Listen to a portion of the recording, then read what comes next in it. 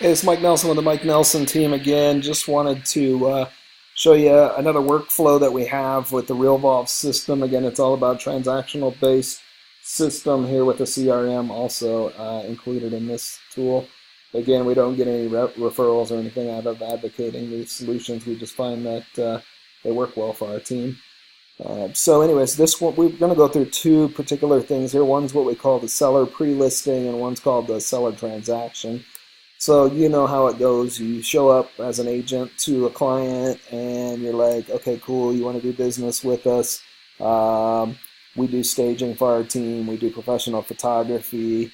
How do we organize and coordinate everything up until the point of putting it on the MLS? So that really is where this takes it, is from a kind of a listing agreement conversation, excuse me, to a hey, we're about to put it on the market kind of scenario. Then we'll go from what happens when we put it on the market to getting it under contract to getting it to closing will be the seller transaction workflow. So you'll see the pre-listing one has 26 attachments to it, 24 different activities. Again, we talked about this on another video that, we've come to the realization or doing some research that transaction coordinators on our listings tend to spend about 2/3 of the time on the total process compared to the and that's both for pre-listing and through the seller transaction, compared to the agent who spends about 7 hours from the time of getting a listing agreement to the time of getting it under contract to closing. So we can show quite a bit of value add from a team perspective that there's a lot of paperwork and a lot of coordination on listings, more so than there are a lot of contractual negotiations. So anyways, activities here, we would have the seller or the listing agent put the exclusive right to sell fully executed into this system here for easy access. We'd make sure that the listing agent's assistant would put all disclosures to be signed by the seller's agent and get that executed. Listing agreement would be signed by all parties. Fill out the office floor book for Keller Williams. We have, at least for our office, we have to fill out a floor book. Listing coordinator introduction video. So again, kind of like the buyer's workflow, we would have the listing agent assistant just introduce herself on a pre-recorded video that just says, my name is Jane Doe and I'm here to help you, and this is kind of my role, and so good to meet you, and look forward to working with you and getting this to on the market and closing. We'd go ahead and have the listing agent assistant send a handwritten note to our seller thanking them for meeting with the agent. We would do a coming soon post on Facebook. We'd pre-draft an MLS under the listing agent's account. We put in yard and lock boxes, schedule photos and staging if applicable. We do professional photography on everything and staging, but sometimes the clients say, I don't want anybody staging my house, so that's fine, that's their choice. Create property flyers and attach it to the sign box. TC to create a client folder, that's just kind of an in-house process for us.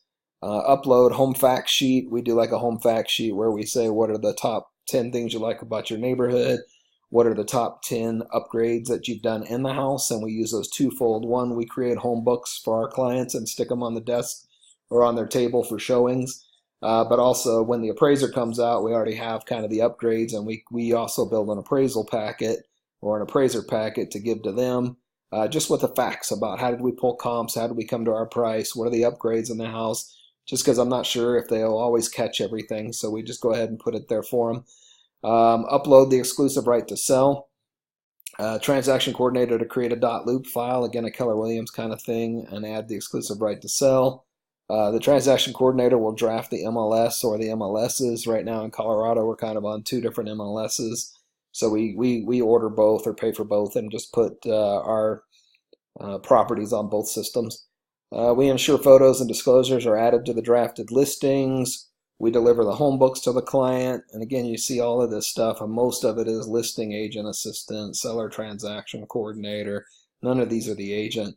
We will have the agent upload all disclosures into Realvolve files once they get those signed by the seller. Agent to finalize and create and amend a price if needed. So again, those are not things transaction coordinators can do without a license. Agent to finalize price, I guess we just talked about that. Create home books after property info sheet is received, so we have the assistant doing that. We're going to activate the MLS. We're going to set up all showing instructions, change our tour factory, that's who we use for our photography, to active. change.loop status to active listing, and marketing team to put on Facebook. So we're going to run targeted sponsored ads, some things like that on our client's behalf. So those are really the 26 steps. Then all of a sudden we get it under contract, and we have a buyer and the seller are under contract, and we go into another 32-step workflow. So real quickly, really this workflow focuses on once we're under contract. So the agent's going to give access to the transaction coordinator in our e-contract software. Earnest money status check. We're going to check in to make sure the buyers have turned in their earnest money. And these are all happening on kind of day one, if you will. Obviously, they're not going to have their earnest money turned in on the day of the contract, but this will be popping up as a daily reminder for our transaction coordinators to follow up with the buyer's agent to see if we've gotten that, or the title company. We'll change the MLS status to basically say that it's under contract.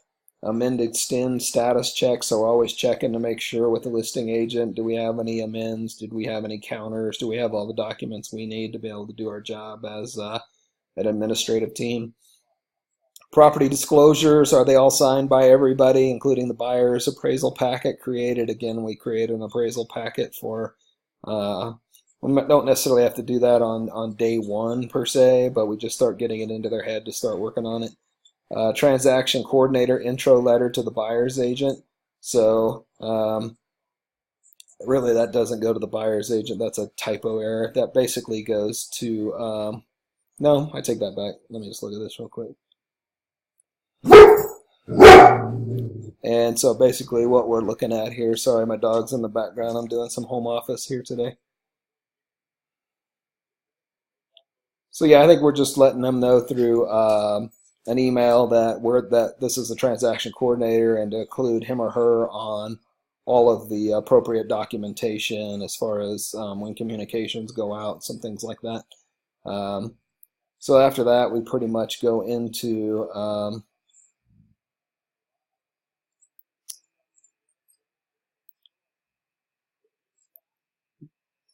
yeah, there it is. Amends extends to title. So we're going to make sure those all go to them. We're going to upload the executed CBS files, send executed CBS to title, update CBS with all dates and deadlines.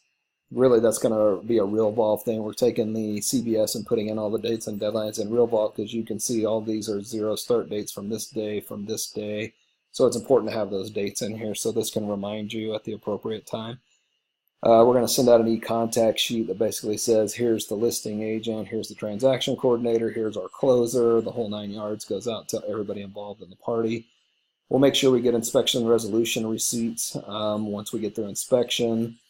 Closing week instructions, post-occupancy status check. We'll do Zillow requests to basically say, give us a review. Transaction coordinator to send seller settlement statements to seller and listing agent. Settlement statements, status check, sign and lockbox pickup, photo of sellers. I'm going to change the status on our CTE, commitment to excellence, program to closed. MLS statuses need to be changed to sold, and all the applicable details of the closing put in. We'll update Zillow with the transaction so we can continue to build our count for the public's awareness.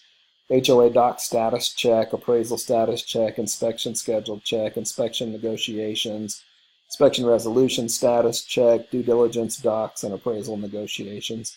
So you can kind of see it's a very well thought out, detailed process. So hopefully we're not dropping any balls. The agents get these activity to-dos, so on and so forth. So anyways, kind of a look at the seller transaction workflow, and hope that was of some value to you. Thanks.